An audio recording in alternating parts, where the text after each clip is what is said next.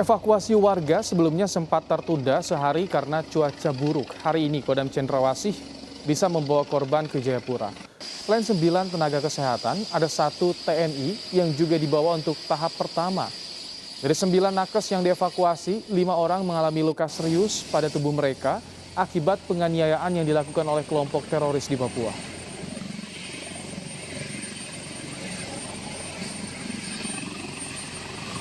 Kita laksanakan evakuasi 10 orang, terdiri dari 1 orang prajurit, anggota Satgas Pamtas Yonif 403 yang mengalami luka tembak, kemudian 9 tenaga kesehatan.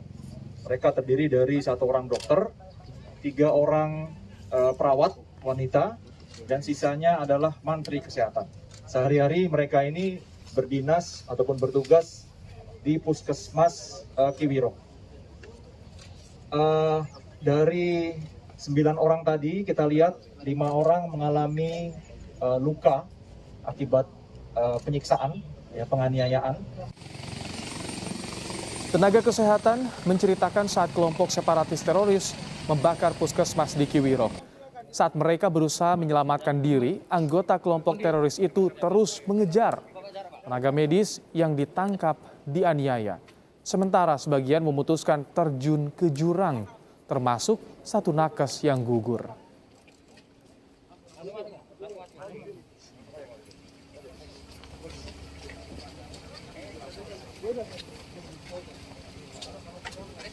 Mengambil langkah bijak untuk tetap tenang di dalam barak medis dan juga berstandby di puskesmas, sehingga apabila terjadi penyerangan, kami bisa apabila terjadi penyerangan dan juga ada korban, kami sebagai nakes bisa mengantisipasi kejadian itu.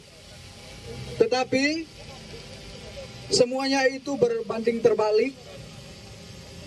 Sekitar pukul 9.00 terjadi letusan senjata pertama kalinya di atas Pos Pamtas Distrik Kiwirok, Pos Pamtas RI PNG, terjadi pada pukul 9 pagi. Jadi kami nakes juga tidak berpikir banyak atau tidak menganalisanya bahwa akan terjadi penyerangan terhadap pihak nakes.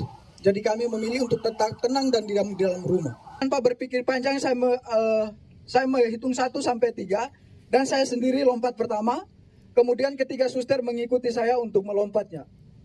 Sesampainya di bawah kami pikir bahwa kami sudah aman dari kejaran mereka. Tetapi mereka tetap mengikut kami ke bawah. Sampai ke bawah saya sendiri tersangkut di akar pohon.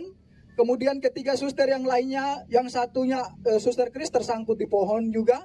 Suster Ella tersangkut di antara semak-semak. Kemudian suster Anti, dia melompat jaraknya sekitar 150 meter ke kedalaman jurang gitu. Dan dia juga tersangkut di semak-semak. Mereka terus mengikut kami ke bawah, kemudian mendapati suster Anti di bawah. Kemudian mereka naik, dapat lagi suster Ella yang sekarang sudah ada di almarhum. Kemudian mereka dapat lagi suster Kris. Saya sendiri mereka tidak dapat, karena saya sembunyi di antara tebing dan juga akar-akar. Kemudian mereka mengumpulkan ketiga suster ini. Kemudian mereka semakin membabi buta.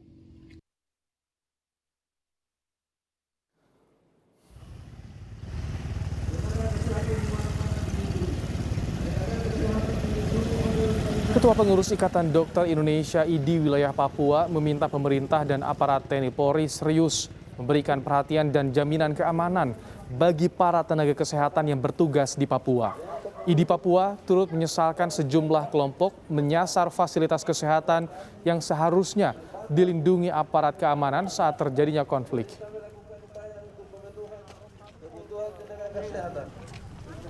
Kebetulan saya sebagai Ketua IDI wilayah telah menyampaikan surat dalam arti ke Gubernur yang meminta kepada pemerintah daerah Provinsi Papua beserta TNI Polri ya untuk menjamin khususnya keamanan dan keselamatan tenaga kesehatan yang bertugas